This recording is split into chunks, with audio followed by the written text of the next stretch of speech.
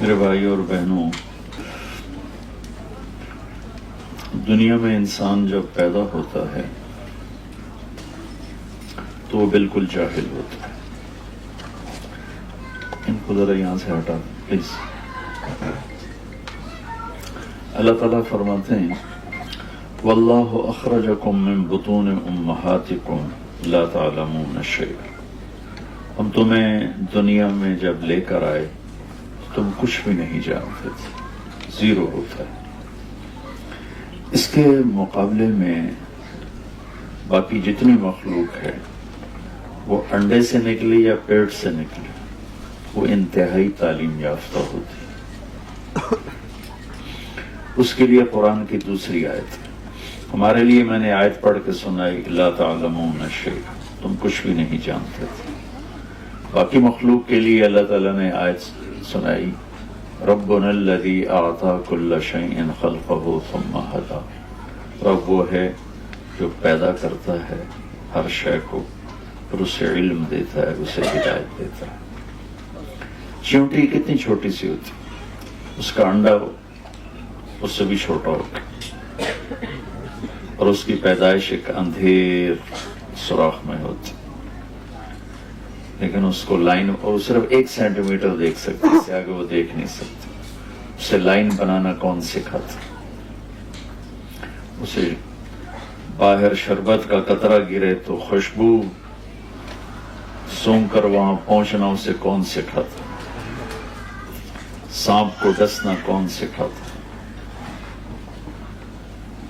جتنی مخلوق ہے انسان کے علاوہ اعلیٰ تعلیم یافتہ۔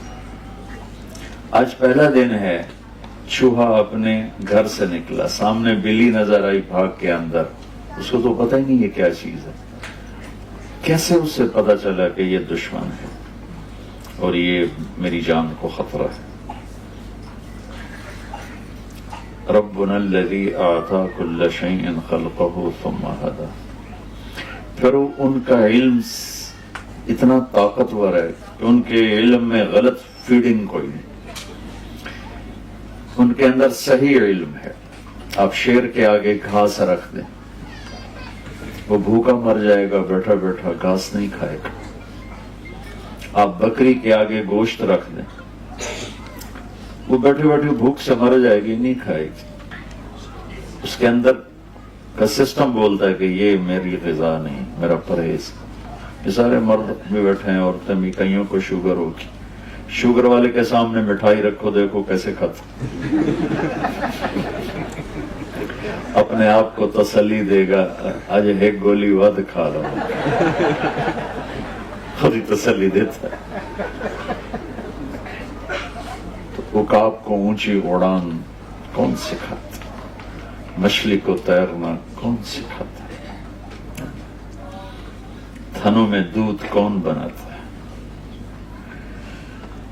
درخت بھی سمجھدار ہے کہ اپنے علم کے خلاف نہیں کرتے، کبھی آم پہ انگور نہیں نکلے، کبھی امرود پہ سیب نہیں نکلے، کریلے کا ذائقہ کبھی میٹھا نہیں ہوگا۔ تو یہ جو بے جان چیزیں ہیں، نباتات، ان کا علم بھی اتنا کامل ہے کہ اس کے خلاف نہیں کرتے۔ انسان جاہل پیدا ہوتا ہے اور پھر یہ علم ہوش میں آ کے لیتا ہے، اور اس کے سامنے 2 علم، اس کے اندر غلط بھی فیڈ ہوتا ہے، صحیح بھی فیڈ ہوتا ہے۔ باقی کسی بھی مخلوق میں غلط فیڈنگ نہیں ہو سکتی، جتنا مرضی آپ زور لگا لیں، ان کے اندر اللہ نے صحیح چپ فٹ کی، اس کے اندر غلط میسج جاتا ہی نہیں۔ انسان کے اندر غلط میسج بھی چلا جاتا ہے، صحیح میسج بھی چلا جاتا ہے، دونوں طرح کے۔ جب غلط جاتا ہے تو یہ غلط چلتا ہے، جب صحیح جاتا ہے تو یہ صحیح چلتا ہے۔ کہ اس کا پیپر ہو رہا ہے، ہم دنیا میں خود نہیں آئے، بھیجے گئے ہیں۔ کس نے بھیجا ہے؟ ان ربکم اللہ، تمہارا رب اللہ ہے۔ وہ کون ہے؟ الذی خلق السماوات والارض فی 6 ایام، وہ ہے جس نے 6 دن میں زمین آسمان بنائے۔ ثم استوى علی العرش، اور اس نے عرش پہ استوا کیا۔ اور کیا کرتا ہے؟ یغشی اللیل النہار، دن اور رات کا نظام چلاتا. اور کیا کرتا ہے؟ یولج اللیل فی النہار، راتوں کو لمبا کرنا شروع کر دیتا ہے، دن کو چھوٹا کرنا شروع کر دیتا ہے، جیسے اب شروع ہو چکا ہے. اور کیا کرتا ہے؟ وَيُولِجُ النَّهَارَ فِي اللَّيْلِ، وہ دن کو لمبا کرنا شروع کر دیتا ہے، رات کو چھوٹا کرنا شروع کر دیتا ہے. اور کیا کرتا ہے؟ الشمس والقمر والنجوم مسخرات بأمرہ، سورج ہو، چاند ہو، سیارے ہوں، ستارے ہوں، گلیکسیز ہوں، سب اس کے تابع ہیں. سب پر یمسک السماوات والارض ان تزولا، پوری کائنات پر اس کا قبضہ ہے. یہ بادلوں کی چھاؤں ہر وقت کہیں ہے، یہاں ہر وقت ہی بادل ہیں. ہمارے پاکستان میں ہم ترستے ہیں کوئی بدلی آ جائے، کوئی بارش ہی ہو جائے. یہاں آپ تنگ پڑے اور ڈپریشن ہو رہا ہے، سورج نظر نہیں آ رہا، سورج دیکھنا چاہتے ہیں. تو یہ اللہ اپنی نشانیاں بتاتا ہے، کہتا ہے اگر مجھے پہچاننا ہے تو ان فی خلق السماوات والارض، زمین آسمان میں غور کرو. واختلاف اللیل والنہار، دن کے اجالے رات کے اندھیرے میں غور کرو. والفلک التی تجری فی البحر بما ینفع الناس، سمندر میں جہازوں کے چلنے پر غور کرو. وما انزل اللہ من السماء من ماء، آسمان سے برستے پانی پر غور کرو. وبث فیہا من کل دابہ، اور پھر اس میں زندگی کا پروان چڑھنے پر غور کرو. وتصریف الریاح، موسموں کے بدلنے پہ غور کرو. والسحاب المسخر بین السماء والارض، زمین آسمان کے درمیان یہ بادل ہی بادل ہیں، یہ کون لے کے آ رہا ہے؟ لآیات لقوم یعقلون، اس میں تمہیں ہر چیز میں اللہ کے جلوے نظر آئیں گے، اللہ کی قدرت نظر آئے گی. سنوریہم آیاتنا فی الآفاق وفی انفسہم حتی یتبین لہم انہ الحق، ہم تمہیں چپے چپے ذرے ذرے میں، حتیٰ کہ تمہاری اپنی ذات میں اپنی قدرت دکھائیں گے، تم پکار اٹھو گے کہ اللہ ہے.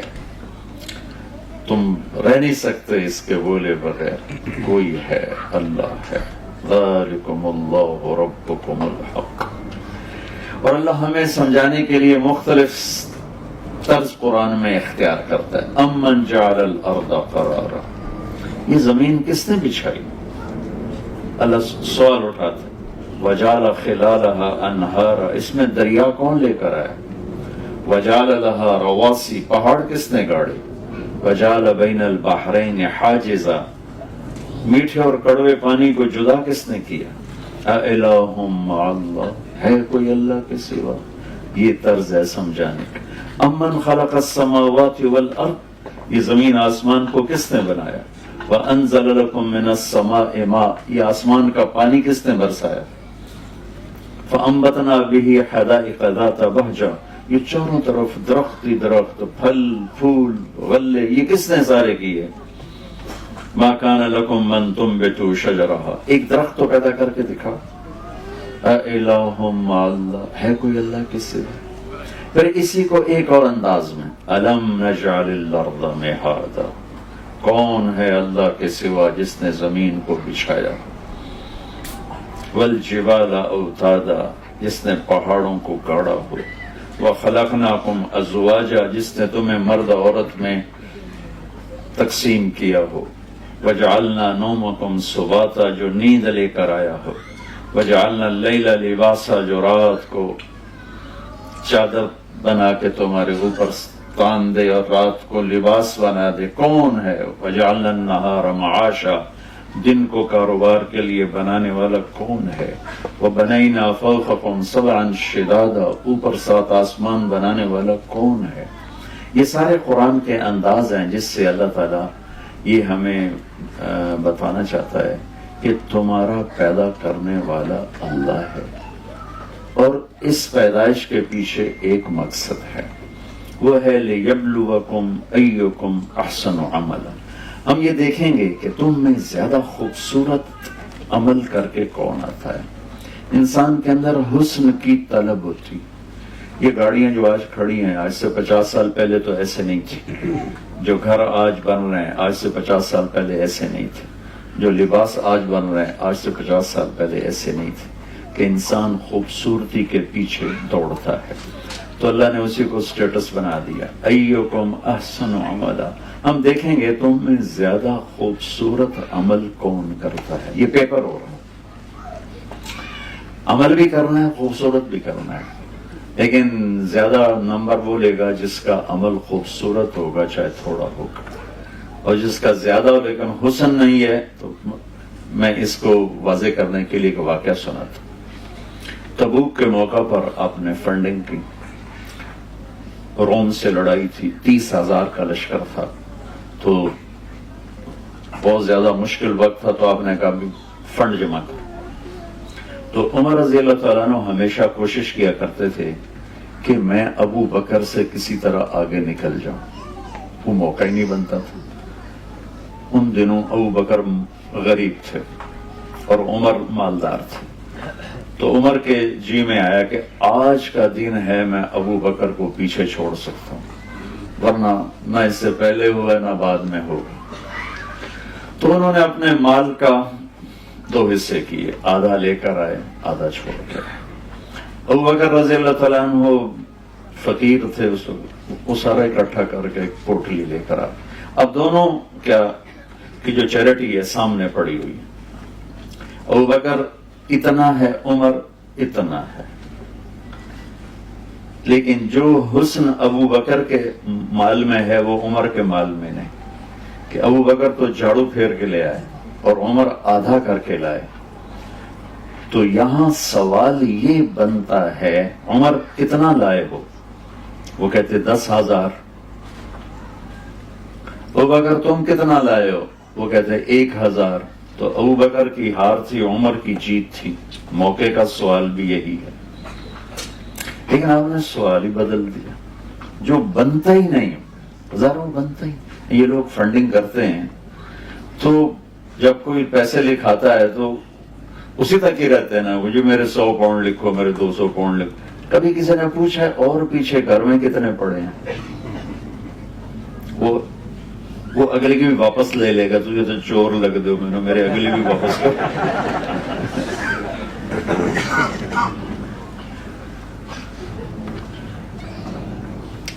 تو میں قربان جاؤں اپنے نبی پر، اور اللہ تعالیٰ بھی ابو بکر کو جتلانا چاہتے ہیں، چونکہ پیپر جو ہو رہا ہے وہ زیادہ کا نہیں ہو رہا، خوبصورتی کا ہو رہا ہے۔ کون زیادہ خوبصورت کام کر کے آئے گا؟